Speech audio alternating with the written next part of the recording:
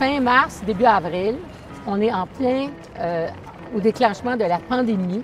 Personne ne sait ce qui va arriver. Quand on a vu ce qui se passait au Québec, je veux dire, ici à Montréal, on était face à l'inconnu. On avait prévu une saison touristique exceptionnelle à Montréal en 2020. Et on sentait bien qu'à travers cette pandémie, il y avait un risque. Si on ne prenait pas soin du centre-ville, on courait le risque que le centre-ville s'affaiblisse et qu'on se retrouve à la sortie de la pandémie avec des dommages irréparables.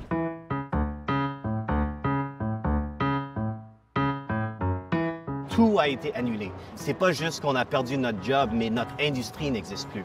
Alors, c'était vraiment quelque chose d'extrême.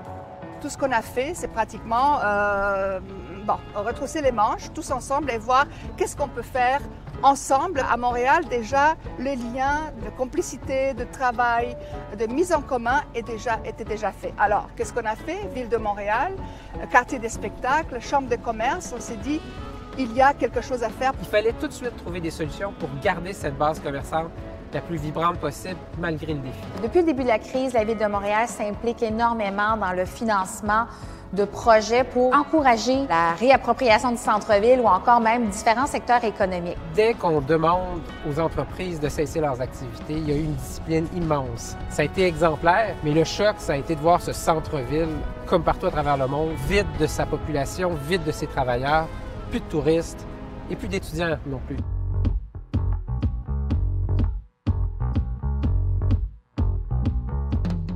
La Ville de Montréal nous demande de prendre non seulement notre quartier, ce qu'on le faisait, c'est notre job, mais est-ce qu'on ne pouvait pas prendre un territoire beaucoup plus large que celui du centre-ville de Montréal, de Papineau à Trois-Rivières, de Sherbrooke au fleuve, et dire essayer d'animer le centre-ville qui est déserté. Comme tous les centres-villes dans le monde et toutes les villes aussi, on n'était pas particulièrement affectés ici, tout le monde l'était. Quand la mairesse nous a appelés en disant « Michel, est-ce que vous pourriez travailler pour essayer de trouver des solutions pour le centre-ville et pourriez-vous faire ça avec le partenariat du quartier des spectacles? » Ça tombait sous le sens parce qu'un de nos objectifs, c'était de ramener une clientèle au centre-ville et le partenariat spécialiste de l'animation sur rue, de créer des événements qui sont toujours curieux, intéressants.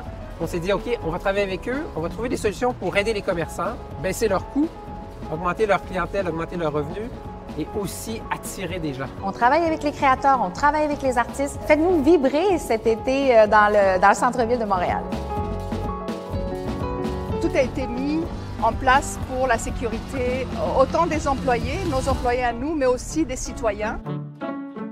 Il n'y a rien de plus, en fait, fascinant que lorsqu'on conçoit quelque chose puis que tous les gestes s'expliquent et, en fait, se mettent en place pour servir la cause de sécurité sanitaire. En fait, toutes les courbes qu'on a fait, les montées, les descentes, les ronds autour des arbres, est tout calculé en fonction de respecter le fameux 2 mètres de distanciation, mais sans être moralisateur. Ça se fait de façon très fluide, très naturelle.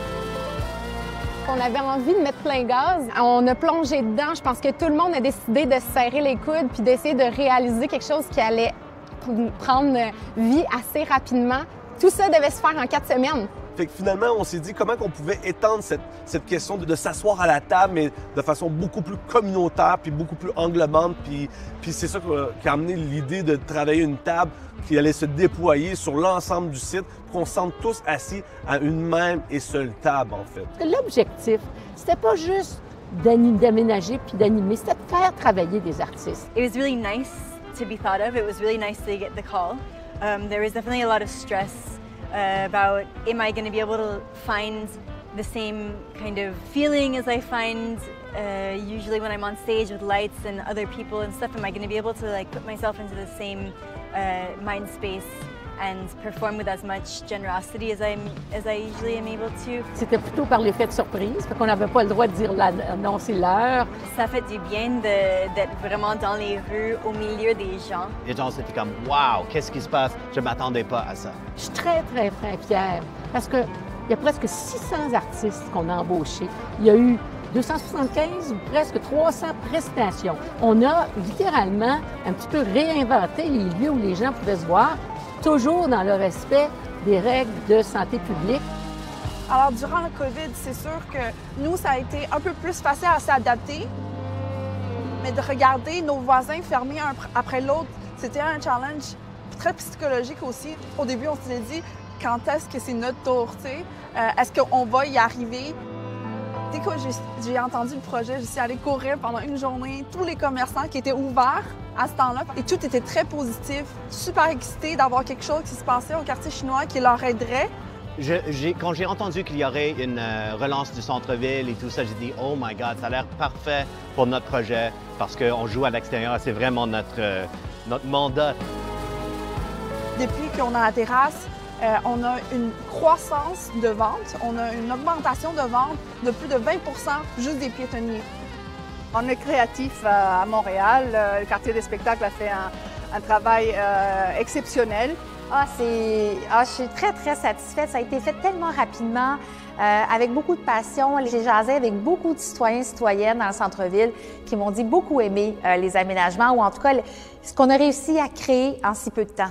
C'est évident que l'achalandage, on souhaiterait que ce soit plus grand parce que celui d'un centre-ville de Montréal, normalement, ce sont les touristes, les gens qui y travaillent, les étudiants, deux universités, 3 universités, un cégep.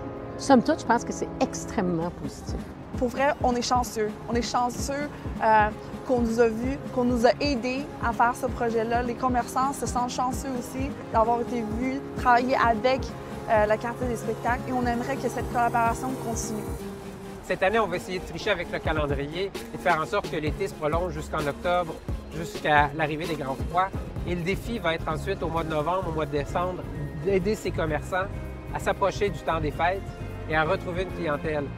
Alors on continue là-dessus, puis on va voir à l'automne comment ça va se passer. Puis déjà l'habitude de revenir au centre-ville, je pense qu'elle est déjà là.